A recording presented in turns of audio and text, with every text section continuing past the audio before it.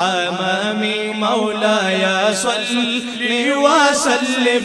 حضرت کہتے ہیں کہ صاف شکل پاک ہے، جب ان دونوں کو ملاؤ نا تو ملتا کیا ہے؟ صاف شکل پاک ہے، دونوں کے ملنے سے آیا خط توأم میں لکھا ہے یہ دو ورقہ نور کا، یہ ایسے ورق ہے نور کے کہ جب ان کو ملا دو تو نبی پاک کا سراپا سامنے آ جاتا ہے۔ اللہ اکبر۔ یہ جاری تو حسنین کریمین وہ ہستیاں ہیں۔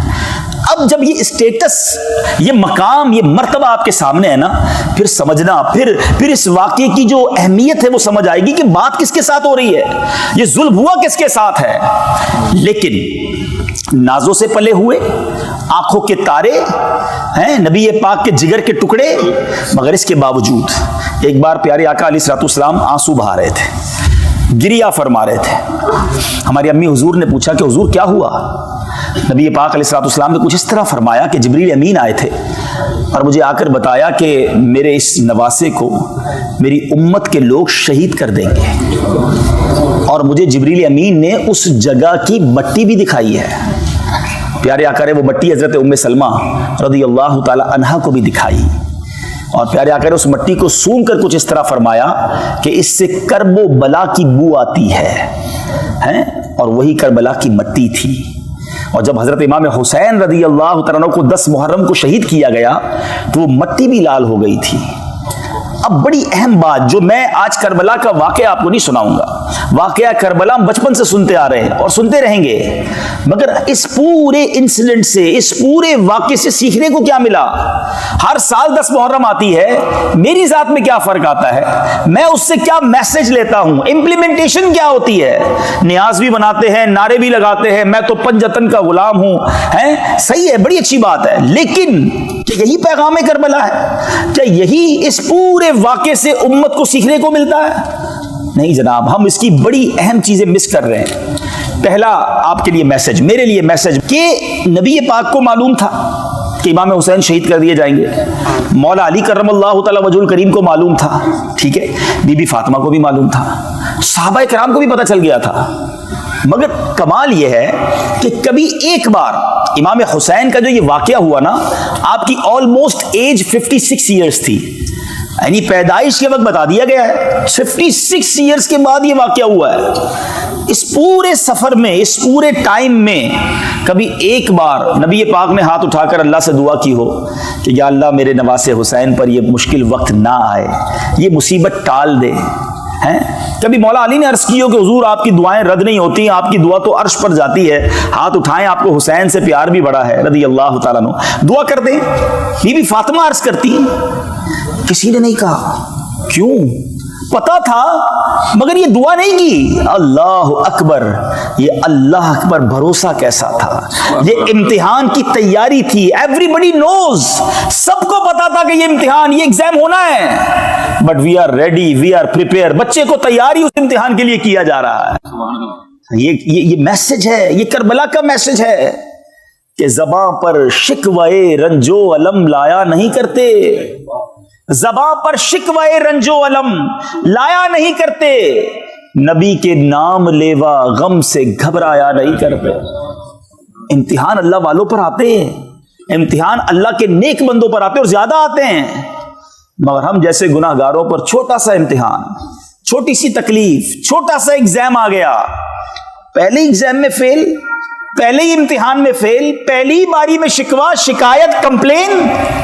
اب بتاؤ نا، ایک طرف تو کہتے ہیں پنجتن کے غلام ہیں، انہوں نے سر کٹوا دیے، شکوہ نہیں تھا؟ کیا کربلا کے میدان میں 3 دن کے پیاسوں نے یہ کہا تھا اللہ سے کہ یا اللہ ہم تو تیرے نبی کی آل ہیں، پھر بھی پیاسے ہیں، پھر بھی ہمیں تلواروں سے مارا جا رہا ہے؟ سب اللہ کی رضا پر راضی تھے۔ آج تھوڑے بیمار ہو جائیں، تھوڑے پیسے کم ہو جائیں، تھوڑا کاروبار میں لاس ہو جائے، تھوڑی جاب میں پرابلم ہو جائے، تھوڑے ویزا کے ایشوز آ جائیں، کمپلین کمپلین کمپلین۔ کبھی کبھی تو ایسا ہوتا ہے کہ کسی سے پوچھو نا بھائی طبیعت کیسی ہے، کیا حال ہے، یقین کریں یہ پوچھنے کے بعد افسوس ہو رہا ہوتا ہے، پوچھا کیوں اس سے یار، اتنی بڑی لسٹ نکالتا ہے، پھر طبیعت بھی خراب ہے، کاروبار بھی برباد ہے، گھر میں بھی کچھ نہیں ہے، ادھر بھی پرابلم ہے، وہ بھی مسئلہ ہے۔ بندہ کہ یار زندگی میں اس کے کوئی سکھ نہیں دیا اللہ نے، کوئی شکر کا جملہ نہیں، کوئی اللہ کی مہربانی کی بات نہیں، ٹینشن, تکلیفیں, کمپلین. مجھے بتاؤ نا, یہ جو ہم لوگوں کو بتاتے پھرتے ہیں مجھے یہ مسئلہ, وہ مسئلہ, یہ پرابلم, کیا یہ بتانے سے پرابلم ٹھیک ہو جاتی ہے؟ ٹھیک نہیں ہوتی. مگر جو اجر, جو ثواب, جو نعمت آپ کو ملنی تھی وہ بھی ضائع ہو گئی. بیماری بھی رہی, ثواب بھی چلا گیا, نقصان حل نہیں ہوا, پیسے واپس نہیں آ گئے جو کھو گئے تھے, مگر جو صبر کا ثواب تھا وہ بھی چلا گیا. نہیں میرے میٹھے اسلامی بھائیوں, اور یہ تو قرآن کا وعدہ ہے, یہ اعلان تو پہلے سے ہوا ہے کہ ہم تمہیں آزمائیں گے, ہم سب کو آزمایا جائے گا. یاد رکھیے, کبھی کبھی یہ شیطان وار کرتا ہے کہ یار پہلے میں نماز نہیں پڑھتا تھا, اتنے پرابلمز نہیں تھے, جب نماز پڑھنے لگا ہوں, دین کی طرف آنے لگا ہوں, مذہبی میں نے ذرا تھوڑا سا گیٹ اپ بھی اپنا لیا ہے, میں تھوڑا سا حلال کی طرف آ رہا ہوں, تو ڈیفیکلٹی بڑھتی کیوں جا رہی ہیں؟ تو یہ پھر وسوسہ ڈالتا ہے شیطان کہ یار یہ کیا ہو رہا ہے. سبحان اللہ, نبی پاک کی کیا شان ہے. میرے آقا چند جملوں میں مسئلے حل کر دیتے ہیں. نبی پاک علیہ الصلوۃ والسلام نے ایک بار ارشاد فرمایا جس کا مضمون ہے کہ سب سے زیادہ جس کو تکالیف آتی ہیں, جس کو پرابلمز آتی ہیں, وہ انبیاء کرام ہیں. اب بتاؤ نا, نبیوں کے تو قدموں کی دھول کے برابر بھی نہیں نا. جب نبیوں کو سب سے زیادہ تکلیفیں آتی ہیں, پھر آقا نے فرمایا اس کے بعد اس پر زیادہ مشکل آتی ہے جو دین سے جتنا قریب ہوتا ہے, جو جتنا دین کے اللہ کے قریب ہوگا اس پر اتنی ڈیفیکلٹی آئیں گی. آقا فرماتے ہیں جس کا مضمون ہے, دراصل اللہ کی منشا, اس کی مشیت یہ ہے کہ میرے بندے سے زندگی میں جو خطائیں ہو گئیں, جو غلطیاں ہو گئیں, میں کچھ آزمائشیں بھیجوں, تکلیفیں بھیجوں, وہ صبر کرے, اس کے وہ گناہ دنیا ہی میں معاف ہو جائیں. اب میرا بندہ میرے پاس آئے تو گناہوں سے پاک آئے, میں اسے جنت میں داخل کر دوں. اب بتاؤ یار, یہ بیماری, یہ پریشانی, یہ ڈیفیکلٹی تو میرے گناہ معاف کروانے آئی تھی, یہ تو اللہ نے مہربانی کی تھی. ہمارے اسلاف, ہمارے بزرگان دین ویلکم کرتے تھے پریشانی کو, انتظار کرتے تھے کہ خیر تو ہے, اتنے دن گزر گئے, کوئی ٹینشن ہی نہیں آئی ہے. اور ہم ہیں کہ چھوٹی سی تکلیف پر واویلا, کمپلین, ناشکری, کفریہ کلمات تک لوگ بول جاتے ہیں. امیر اہل سنت کا وہ شعر بڑا کمال کا ہے, فرماتے ہیں پیارے مبلغ معمولی سی مشکل پہ تو گھبراتا ہے, پیارے مبلغ معمولی سی مشکل پہ تو گھبراتا ہے, دیکھ حسین نے دین کی خاطر سارا گھر قربان کیا. آپ کبھی درس دینے جاتے ہیں, کوئی ڈانٹ دے, کہتے ہیں میں درس نہیں دوں گا, میں قافلے میں نہیں جاؤں گا بھائی, وہاں تو صحیح طریقے سے ویلکم بھی نہیں ہوا, میں دین کا کام نہیں کرتا بھائی, آج کل بہت مشکل ہے. چھوٹی سی بات پر دین کا کام چھوڑ دیا. شیطان تو چاہتا یہی تھا. امام حسین بھی کہتے خط لکھ کر بلایا تھا, ویلکم کرنے کا وعدہ کیا تھا, ادھر تو تلواریں, میں بھی واپس جاتا ہوں. سر کٹوا دیا, کمپرومائز نہیں کیا. اور ہم ہیں کہ چھوٹی چھوٹی بات پر بہت زیادہ ہم واویلا کرتے ہیں. اور ایک اور آخری بات, پھر ٹاپک تھوڑا سا آگے لے کر چلتے ہیں.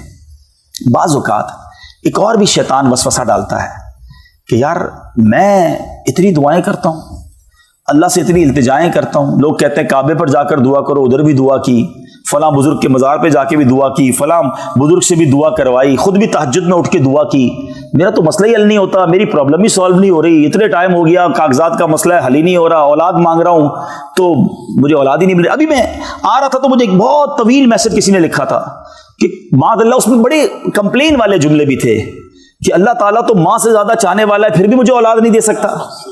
یعنی یہ کمپلین نہیں تو کیا, بعض اوقات تو اس پر کفریہ کلمات بھی نکل جاتے ہیں نا, کہ کچھ تو بتائیے, کوئی تو مجھے بتائیے, میں ہر طرح کی قربانی کے لیے تیار ہوں, مجھے اولاد چاہیے. میں وہ میسج ابھی پڑھوں آپ کے سامنے میرے موبائل پہ, میں پڑھ کے حیران ہو گیا. اللہ کرے وہ سن رہے ہو مجھے, اور آپ میں سے بھی کچھ لوگ ہوں گے جو کچھ چیزوں کو بڑے ٹائم سے مانگ رہے ہیں, نہیں مل رہی ہے. اور جب نہیں ملتی نا تو انسان پھر معاذ اللہ, ہم کمزور لوگ ہیں, ہمیں علم تو ہے نہیں, ہم شکوہ, شکایت اور بعض اوقات اللہ سے دور ہو جاتے ہیں, بھروسے میں کمی آ جاتی ہے. سنو اب میری بات, آج یہ کلیئر ہو جائے گا, ٹھیک ہے. پہلے تو میں آپ کو قرآن کی آیت سناتا ہوں, ہو سکے نا تو اس آیت کو یاد کر لو. یقین کریں میں جب بھی اس آیت کو پڑھتا ہوں نا, طبیعت ہری بھری ہو جاتی ہے. کیا شاندار 2 جملوں میں قرآن کا اسلوب ہی اتنا پیارا ہے. آپ ذرا سنیے گا, مسئلہ حل ہو جائے گا آپ کا. بعض اوقات میں اور آپ سمجھتے ہیں نا کہ یار یہ مسئلہ حل ہونا چاہیے, یہ معاملہ میرے لیے بہتر یہ ہے. اللہ قرآن میں فرماتا ہے وَعَسَىٰ أَن تَكْرَهُوا شَيْئًا وَهُوَ خَيْرٌ لَكُمْ. قرآن میں اللہ فرماتا ہے اور قریب ہے کہ کوئی بات تمہیں ناپسند ہو, تم چاہتے ہو یہ نہیں ہونی چاہیے, اور وہی تمہارے لیے بہتر ہوتی ہے, حالانکہ وہ تمہارے حق میں بہتر ہے. وَعَسَىٰ أَن تُحِبُّوا شَيْئًا وَهُوَ شَرٌّ لَكُمْ. تم کسی چیز کو اپنے بارے میں اچھا سمجھتے ہو مگر وہی تمہارے لیے اچھی نہیں ہوتی ہے. اور اس آیت کا جو اگلا جز ہے نا، آئے ہائے یقین کرو اللہ تعالیٰ کیا فرماتا ہے، اللہ جانتا ہے اور تم نہیں جانتے. میری آپ کی اوقات کیا ہے؟ اللہ فرما رہا ہے کہ تم کسی چیز کو اچھا سمجھتے ہو، نہیں ہے تمہارے لیے اچھی. بعض اوقات کسی چیز کو تم اپنے لیے برا سمجھتے ہو، وہ تمہارے لیے اچھی ہے. اور سنو، اور اللہ جانتا ہے اور تم نہیں جانتے. یہ بھروسہ لاؤ نا اپنے اندر کہ میں کون، میری اوقات کیا، میں بندہ، وہ خالق، وہ جانتا ہے میرے لیے کیا بہتر ہے.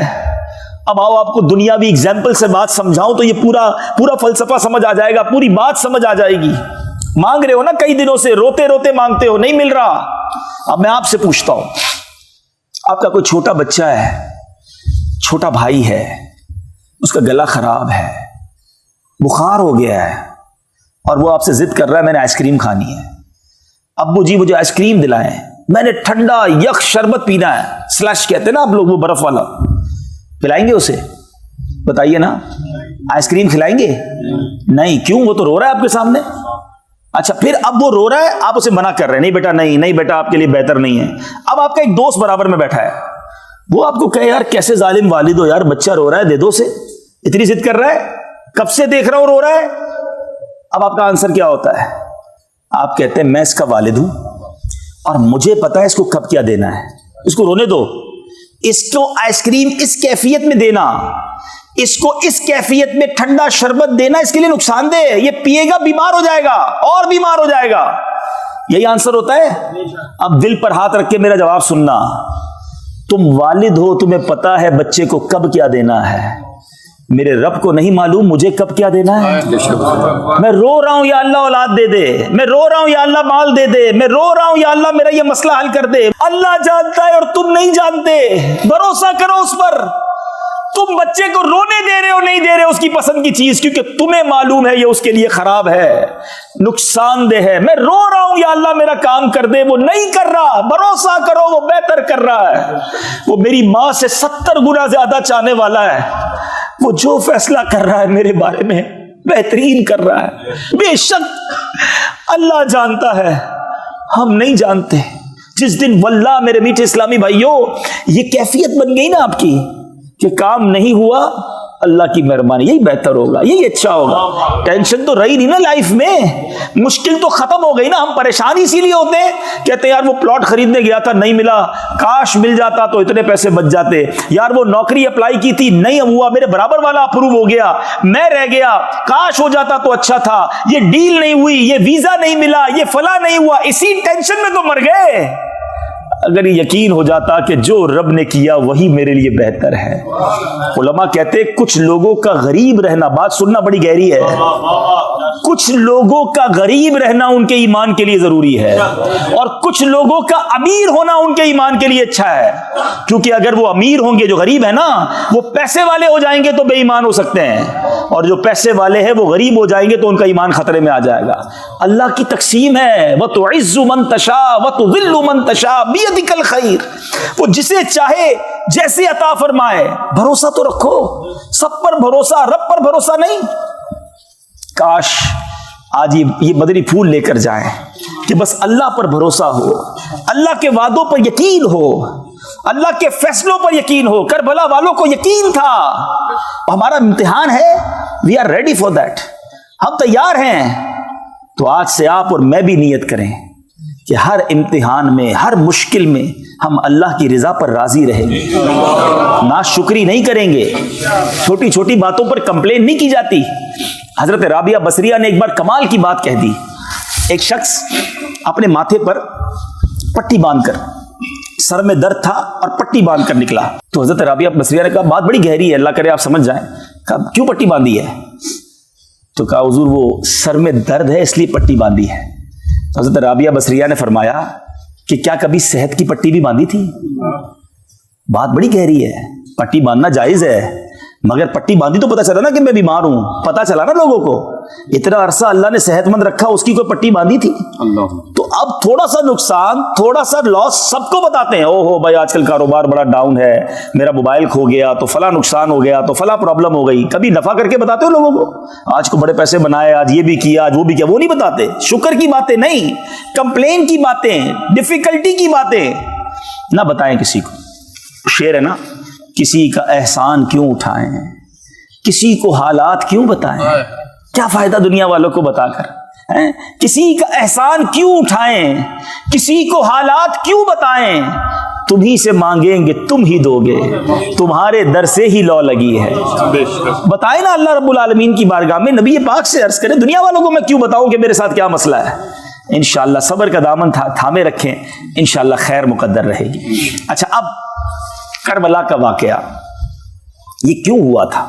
امام حسین کو یزید نے جب یہ اعلان کیا اور لوگوں نے اس کی بیعت کرنا شروع کی, اور بڑے بڑے صحابہ تھے, بڑے بڑے نیک لوگ تھے جنہوں نے انکار کر دیا کہ ہم اس یزید پلید کی بیعت نہیں کریں گے. اب کوفہ سے کنٹینیو خط لکھے گئے امام حسین کو کہ حضور آپ کوفہ آئیے اور ہم آپ کی بیعت کرنا چاہتے ہیں, ہم یزید کی بیعت نہیں کرنا چاہتے. امام حسین کو بھی معلوم تھا, صحابہ کو بھی معلوم تھا کہ کوفہ کے پاس ہی وہ علاقہ ہے کربلا جہاں شہید کیے جائیں گے. کوفہ والوں کی بے وفائی بھی بڑی مشہور تھی. امام حسین صحابہ کرام نے کہا حضور اب نہ جائیں, یہ لوگ با وفا نہیں ہیں. مگر سنیے امام حسین کا جواب. آپ فرماتے ہیں جس کا مضمون یہ کہ میں اللہ کی بارگاہ میں کیا جواب دوں گا اگر یہ کھڑے ہو گئے قیامت کے دن کہ یا اللہ ہم تو امام حسین کو بلاتے رہے, وہ آتے تو ہم ان کے ہاتھ پہ بیعت کر لیتے. حجت تمام کرنے کے لیے امام حسین نے پہلے مدینہ شریف چھوڑا, ساری زندگی مدینے میں رہے. یاد رہے امام حسین پیدا بھی مدینہ پاک میں ہوئے تھے, 55 سال کی عمر میں مدینہ چھوڑا, مکے آ گئے. مکے آنے کے بعد پھر 3 ذوالحجہ کو آپ نے یہ سفر کیا. لک ایٹ دی قربانی, سیکریفائس دیکھیں. 3 ذوالحجہ کا مطلب سمجھتے ہو؟ ساری دنیا حج کرنے مکے پہنچتی ہے, اور امام حسین ان دنوں میں نیکی کی دعوت دینے, اسلام کی سر بلندی کے لیے, نانا کے دین کو بچانے کے لیے مکہ بھی چھوڑ کر کوفہ کے لیے روانہ ہو گئے ہیں. آج چھوٹی سا سیکریفائس, گھر چھوڑنے کے لیے, آفس چھوڑنے کے لیے, تھوڑا ٹائم دینے کے لیے لوگ تیار نہیں ہوتے. نہیں بھائی ہمارے پاس تو کوئی ٹائم نہیں ہے, ہم بہت بیزی ہیں, ہمارے پاس کہاں وقت نکالیں گے دین کے کام کے لیے, قافلے کے لیے, فلاں کام کے لیے. تھوڑا بھی وقت نہیں نکالو گے اور کہتے ہو کہ کربلا والوں کے غلام ہیں, پنجتن کے غلام ہیں. سب کچھ چھوڑا اور اب جب کوفہ پہنچے امام حسین. اب اس سے پہلے ایک واقعہ کیا ہوا کہ جب امام حسین کو بہت منع کیا گیا نا کہ حضور آپ نہ جائیں, تو بیچ کا راستہ یہ نکالا گیا کہ ایسا کرتے ہیں وہاں کے حالات دیکھنے کے لیے ہم ایک اپنا ڈیلیگیشن بھیج دیتے ہیں, کسی نمائندے کو بھیج دیتے ہیں. تو حضرت مسلم بن عقیل رضی اللہ تعالیٰ کو بھیجا گیا کہ وہاں جائیں, حالات دیکھیں, پھر وہ ہمیں اطلاع کریں, پھر چلے جائیں گے. حضرت مسلم بن عقیل گئے تو کمال ہو گیا. ایوری بڈی ویلکمڈ ہم, ہر طرف سے ان کے نعرے تھے, ویلکم کیا گیا. امام حسین کے نائب کے طور پر ان کے ہاتھ پہ ہزاروں لوگوں نے بیعت کر لی. تو انہوں نے جب معاملات اتنے اچھے دیکھے, معاملات اتنے زبردست دیکھے, تو امام حسین کو خط لکھ دیا کہ حضور یہاں تو معاملہ بہت اچھا ہے اور آپ آئیے, لوگ آپ کی بیعت کرنا چاہتے ہیں, بہت محبت کرتے ہیں آپ سے. اور یہ اس کربلا کے واقعے کا ٹرننگ پوائنٹ تھا. اللہ کی کرنی تھی, ہونا تھا, مگر یہ جو ٹرننگ پوائنٹ تھا نا وہ یہ تھا کیونکہ اس زمانے میں موبائل کمیونیکیشن تو تھا نہیں. ادھر خط روانہ ہوا, ادھر کوفہ والوں نے بے وفائی کرنا شروع کی. اور ایک وقت ایسا آیا کہ حضرت مسلم بن عقیل نے نماز کوفہ کی جامع مسجد میں پڑھائی, سینکڑوں لوگ پیچھے امامت میں تھے, مگر جب سلام پھیرا تو پیچھے ایک بھی مقتدی نہیں تھا. نماز میں ہی بے وفائی کر کے چلے گئے. بے شک ان کو دھمکیاں دی گئی تھی, ان کو بڑا ٹارچر کیا گیا تھا, مگر بڑا ظلم کیا, بڑی بے وفائی کی. حضرت مسلم بن عقیل کو بھی شہید کیا گیا, آپ کے بچوں کو بھی شہید کیا گیا. مگر حضرت مسلم بن عقیل کا آخری وقت تک یہ جملہ تھا کہ کوئی میرے امام کو بتا دے کہ میرے ساتھ کیا ہوا ہے, کیونکہ ان کو اپنی فکر نہیں تھی, ان کو یہ فکر تھی کہ میرا خط ملے گا تو وہ چل پڑیں گے کہ سب ٹھیک ہے. اور یہی ہوا. امام حسین وہاں سے چل پڑے, نکل گئے. لیکن بہرحال طویل واقعہ ہے کہ پھر 72 کربلا والوں کے سامنے 22,000 کا لشکر بھیجا گیا. دنیا میں ایسی جنگ کب ہوتی ہے؟ یہ تو لڑنے نہیں گئے تھے نا, بچوں کو لے کر, فیملی کو لے کر کوئی لڑنے جاتا ہے؟ یہ قافلہ تو اس لیے گیا تھا کہ بلایا گیا ہے, ویلکم کیا جائے گا, وہاں اسلام کی دعوت دیں گے, نیکی کی دعوت دیں گے, لوگ بیعت کریں گے. اور ادھر خوخار لشکر کو بھیج دیا گیا, 22,000 کا لشکر. تاریخ دان لکھتے ہیں کہ اتنا بڑا کیوں انتظام کیا گیا تھا. 72 لوگوں میں کچھ تو لیڈیز تھیں, بچے تھے, چند 100 سپاہی کافی تھے. انہیں پتا تھا کہ یہ شیر خدا کا خون ہے, یہ اللہ کی تلوار کی اولاد ہے, نبی پاک اور شہزادی کونین کا خون ہے ان کے اندر, ان سے آسان نہیں ہے لڑنا. اور ایسا ہوا بھی کہ جب یہ مارکا ہوا تو کئی لوگ خاک و خون میں نہلا دیے گئے اور ان کو برباد کیا گیا امام حسین کی تلوار سے. اور بڑے بڑے ہمارے جو اہل بیت اطہار کے جو سمجھیے کہ شاہ سوار تھے, لیکن آخرکار 3 दिन کی پیاس، 3 دن کی بھوک، یہ شہید کر دیے گئے. لیکن میں نے کہا نا کہ میں تفصیلی واقعے کی طرف نہیں جانا چاہ رہا ہوں، میں آپ کو چند باتیں پوائنٹ آؤٹ کروانا چاہ رہا ہوں تاکہ آج کے بعد اب ہم یہاں سے کھڑے ہوں تو اپنی ذات میں کچھ تبدیلی لے کے کھڑے ہوں، کچھ امپلیمنٹیشن لیں. آپ کو پتہ ہے شب عاشور کیا ہوا تھا؟ 9 محرم کے بعد جو رات آئی تھی، صبح 10 محرم ہے، عاشورہ ہے، تیاری ہو رہی ہے کہ صبح لڑائی ہوگی اور معاذ اللہ صبح خون کی ندیاں بہائی جائیں گی.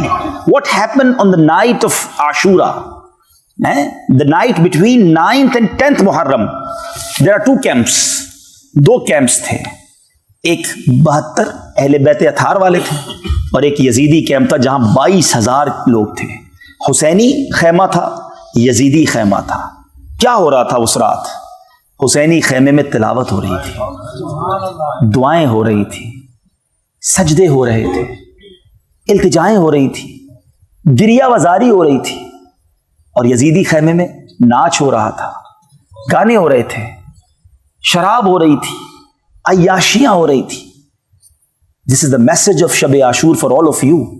ہم سب کے لیے یہ پیغام ہے کہ ہماری راتیں کیسے گزر رہی ہیں، تلاوت میں، نماز میں، عبادت میں، یا معاذ اللہ شراب میں، بے حیائی میں، ناچ گانوں میں، فلموں ڈراموں میں. اے پنجتن کا غلام کہلانے والوں، میں آپ سے بات کر رہا ہوں. بات تو بڑی کرتے ہیں کہ میں امام حسین پر اپنی جانیں قربان، کربلا والوں پر سب کچھ قربان، لیکن بتاؤ نا لائف کیسی گزار رہے ہو، یزیدی طریقے پر یا حسینی طریقے پر؟ حسینی طریقہ تو نمازوں والا، سجدوں والا، تلاوت والا ہے. یزیدی طریقہ ناچ گانے اور بے حیائی اور بدکاری والا ہے. ادھر لالچ تھی نا کہ معاذ اللہ ان کو شہید کر دو تو تمہیں یہاں کی گورنری ملے گی، اتنے پیسے ملیں گے. لالچ، مال، ہوس، یہ سب ادھر تھا. یہ ہمارے دل میں کدھر سے آ گیا ہے؟ حسینی قافلے والے تو لٹانے آئے تھے، قربان کرنے آئے تھے. اور آج مسلمان لالچ میں اندھا ہوا ہے. حرام کماؤں یا حلال کماؤں مجھے نہیں پتا، پیسے چاہیے بھائی. جس بھی جگہ جاب بتاؤ، جاب کرنے کے لیے تیار ہوں، چاہے شراب بیچنی پڑے، چاہے سور کا گوشت بیچنا پڑے، ہیں بس بتاؤ یار، پیسے ملنے چاہیے، چاہے سود کا پیسہ ہو چلے گا، پیسے بتاؤ کتنے ملیں گے. افسوس ہوتا ہے کبھی کبھی رونگٹے کھڑے ہو جاتے ہیں کہ کسی ملک کا ویزا لینے کے لیے اپنے مذہب کے کھانے میں کچھ اور لکھ دیتے ہیں. منہ نہیں دکھانا اللہ کی بارگاہ میں، پیش نہیں ہونا کربلا والوں کے سامنے. ذرا سوچو، وہ تمام لوگ سوچیں جو اپنے دین کو کمپرومائز کرتے ہیں، جو اپنے عادات اور اپنی اطوار کو درست نہیں کر رہے، یزیدی طریقے پر زندگی گزار رہے ہیں. اگر محشر کے دن امام حسین سے ملاقات ہو گئی، کربلا والوں سے ملاقات ہوئی اور انہوں نے پوچھ لیا کہ ہم نے تو نانا کے دین کے لیے جانیں قربان کر دی، تم کیا کر کے لائے ہو، تو کیا جواب دو گے؟ ہیں کہ ہمیں تھوڑے پیسے چاہیے تھے، ہم تو دین ہی بیچ آئے ہیں، ہم تو جناب کیا کریں، یورپ میں رہتے تھے، ہم نے تو بھائی پیسے کمانے تھے، سروائیو کرنا تھا، اس لیے سارے غلط کام کیے. چھوٹی چھوٹی باتوں پر کمپرومائز کر لیتے ہیں. ادھر وہ بھی کمپرومائز کر لیتے نا. امام حسین نے باطل کے آگے سر نہ جھکایا اور نانا کے دین کے پرچم کو بلند کر دیا. اگر وہاں امام حسین کمپرومائز کرتے نا تو آج ساری دنیا کہتی جب نبی کے نواسے کمپرومائز کر سکتے تو ہم کیا کریں بھائی، ہم بھی فلاں جگہ رہتے ہیں، وہاں بڑے حالات خراب ہے، بڑا معاملہ ٹھیک نہیں ہے. اچھا باتیں ہم ساری کرتے ہیں، امتحان جب آتا ہے نا، پیسے سامنے آ جائیں، کوئی ڈیل آ جائے، اوہو اتنے یورو، اتنے لاکھ روپے بچیں گے، یار آج کر لیتے آئندہ نہیں کریں گے. یہی تو کہاں گئی تمہاری اہل بیت کی محبت؟ کدھر گئی نبی پاک کی غلامی؟ کدھر گیا خوف خدا؟ مسلمان ہو کر شراب بیچو گے، مسلمان ہو کر معاذ اللہ حرام گوشت بیچو گے، مسلمان ہو کر جھوٹ بول کر کام کرو گے، مسلمان ہو کر بے حیائیوں کے کام کرو گے. کیا مسلمان شراب کے اڈے میں جائے گا؟ کیا مسلمان اپنے گھر میں معاذ اللہ بے حیائی والے کام کرے گا؟ یہ تو یزیدیوں کے کام تھے. سوچو نا. نہیں میرے بیچ اسلامی بھائی، ہم نے تو جنت میں نبی پاک اور ان کے نواسے اہل بیت اطہار کے پیچھے پیچھے جانا ہے. یہ راضی ہوئے تو کام ہوگا، یہ جنتی جوانوں کے سردار ہیں. لیکن اللہ کرے کہ ایسی زندگی بھی تو ہم گزارے نا. تو آج سے یہ بھی اپنے آپ، یہ کربلا کا پیغام لو کہ بس اب انشاءاللہ جو زندگی گزرے گی وہ نبی پاک کے دین پر گزرے گی، اب سنتوں پر گزرے گی. حرام روزی کمانے والا، حرام بولنے والا، حرام سننے والا، حرام کھانے والا، حرام دیکھنے والا توبہ کرے کہ انشاءاللہ میں گدا ہوں اپنے کریم کا، میرا دین پا رہا ہے نہ نہیں. انشاءاللہ آج کے بعد حرام کی طرف نہیں جائیں گے انشاءاللہ. ایک اور بات، امام حسین جب شہید ہوئے کیا کر رہے تھے آپ کو معلوم ہے؟ آپ سجدے میں تھے. ہیں اس وقت بھی سجدے میں تھے اور سجدے ہی کے عالم میں آپ کا سر کاٹا گیا. کہتی ہے زمین کرب و بلا اس شان کا سجدہ کھیل نہیں. تلواروں کے سائے میں آپ نے سجدہ کیا اور آج پنجتن کا غلام کہلانے والے کی نمازیں قضا ہو رہی ہیں, فرض نمازیں قضا ہو رہی ہیں. فجر میں نہیں اٹھ پاتا یار, 4 پڑھ لیتا ہوں. ایسے بھی ملتے لوگ. کیوں بھائی فجر میں کیوں نہیں اٹھتے؟ بس وہ آنکھ نہیں کھلتی. اچھا آفس کتنے میں جاتے ہیں؟ وہ 7:30 بجے. وہ اس پہ آنکھ کھل جاتی ہے. ہاں وہ تو پہنچنا ضروری ہے, لیٹ ہو گئے تو جاب سے نکال دیے جائیں گے. آفس نہیں چھوٹتا, فلائٹ نہیں چھوٹتی, میٹنگ نہیں چھوٹتی, ٹرین مس نہیں ہوتی, فجر مس ہو جاتی ہے. ظہر میں کیا کروں, وہ جاب میں ٹائم نہیں ملتا. عصر میں ذرا بیزی ہوتا ہوں تو اس لیے نکل جاتی ہے عصر. اللہ اکبر اللہ اکبر. نماز سے کہتے ہو مجھے کام ہے, کام سے کہو مجھے نماز ہے. وہ کام نہیں چاہیے مجھے جو میری نماز قضا کر دے. بھروسہ کرو اللہ پر. کیسے جواب دو گے امام حسین کو قیامت کے دن کہ وہ اگر فرمائے میں تو کربلا کے میدان میں سجدہ مس نہیں کیا اور تم بستروں پر بیٹھ کر سجدہ مس کرتے تھے؟ نیت کریں, یہ ہے پیغام کربلا کا کہ آج کے بعد ہماری کوئی نماز قضا نہیں ہوگی. امام حسین کے سر انور کو جب نیزے پر اٹھایا گیا نا, اس وقت وہ سر انور تلاوت کر رہا تھا. صحابہ کرام نے سنا کہ لبہائے مبارکہ ہل رہے تھے اور آپ کے سر انور سے ایک تلاوت کی آواز آ رہی تھی. امیر علیہ سنت لکھتے ہیں نا, عبادت ہو تو ایسی ہو, تلاوت ہو تو ایسی ہو. سر شبیر تو نیزے پہ بھی قرآن سناتا ہے, وہ نیزے پہ قرآن سنائیں. اور اہل بیت کا غلام ہے, امام حسین کا غلام کہلانے والا, کربلا والوں کا غلام کہلانے والا, اس کو پورا سال ہی قرآن پڑھنے کی توفیق نہ ملے بلکہ قرآن پڑھنے ہی نہ آتا ہو. بتاؤ نا یہ کیسی غلامی ہے, یہ کیسی محبت ہے. یقیناً نیاز منانا سعادت ہے, یقیناً ان کا دن منانا اچھی بات ہے, ایصال ثواب کرنا, مگر صرف کربلا کے واقعے کو کھچڑا بنا کر نیاز بنا کر ہی تو فائنل نہ کر دینا. کچھ تو اپنی ذات میں امپلیمنٹ لائیں کہ بس یار اس بار میں نے کربلا کے بارے میں سنا, امام حسین نے کربلا میں بھی سجدہ کیا, شہادت بھی سجدے میں ہوئی, سر بھی تلاوت کرنے والا تھا, تو بس اب میری زندگی بھی سجدوں اور تلاوت میں گزرے گی, میں بھی روز قرآن پڑھوں گا انشاءاللہ. تو آپ کو باقاعدہ فیض ملا نا اہل بیت کا. سبحان اللہ. دعوت اسلامی کا ماحول کمال کا ماحول ہے, صرف پرابلم بتاتا نہیں, دعوت اسلامی سولوشن بھی دیتی ہے. نماز پڑھنے کا کہا, اب ہو سکتا ہے کسی کے ذہن میں خیال آئے کہ یار نماز پراپر تو کہیں سیکھی نہیں ہے. دعوت اسلامی میں سمجھتا ہوں دنیا کی ون اینڈ اونلی آرگنائزیشن ہے کہ جو نماز کورس کرواتی ہے. ہمیں نماز باقاعدہ سکھائی جاتی ہے. ہو سکتا ہے کسی کے ذہن میں خیال آئے یار یہ کیا ضرورت ہے, ہم سارے نماز پڑھتے ہیں بھائی. ہاں تو یہ نماز کے بارے میں تو ویسے ہی آپ اپنا ٹیسٹ عید والے دن کر لیتے ہوں گے کہ جب کوئی رکوع میں جا رہا ہوتا ہے, کوئی ہاتھ اٹھا رہا ہوتا ہے, سجدے میں ادھر ادھر دیکھ رہے ہوتے ہیں. تو بھائی ہمیں نماز ہم نے سیکھی کہاں ہے, مجھے بتائیے نا. لوگوں کو دیکھ کر ہم نے نماز پڑھی ہے, اتنی بیسکس ہے نماز کی جو ہمیں نہیں پتا. تو 5 روزہ کہیں 7 روزہ فیضان نماز کورس ہوتا ہے. آپ نماز کورس کریں, آن لائن بھی ہو رہا ہے دعوت اسلامی کا, QuranTeacher.net پر آن لائن نماز سیکھیں. کوئی بات نہیں, ایک بار چیک کروا لیں, ہو سکتا ہے ٹھیک ہو تو بالکل ٹھیک ہے, نہیں ہے تو نماز ٹھیک ہو جائے گی. پھر اس کے بعد تلاوت قرآن جو میں نے بات کی, تو بہت بڑی تعداد وہ ہے جس کو مخارج سے قرآن پڑھنا نہیں آتا, پراپر پروناؤنسیشن سے قرآن پڑھنا نہیں آتا, اور اس کی بنا پر بعض اوقات قرآن پڑھنے کی برکتیں بھی نہیں ملتی. تو الحمدللہ ایک ویب سائٹ ہے ہماری QuranTeacher.net, چاہیں تو نوٹ کر لیں. اس پر آپ جائیں اور اپنی مرضی کے ٹائم کے مطابق راؤنڈ اے کلاک جب بھی چاہیں, آپ جس وقت بھی فارغ ہیں, جی ہاں یورپ کے کسی بھی وقت میں آپ آن لائن اس میں ایڈمیشن لیں. 1 to 1 انشاءاللہ پاکستان سے قاری صاحب آن لائن آپ کو قرآن پاک پڑھائیں گے انشاءاللہ. آپ کہیں گے میں تو قرآن پڑھتا ہوں, تو بھائی پہلے ایک بار ٹیسٹ دے دیں. آپ کا قاعدہ ٹھیک ہے, آپ قرآن سے شروع کر دیں, قرآن کے مخارج ٹھیک ہو جائیں, آپ حدیث پڑھنا شروع کر دیں.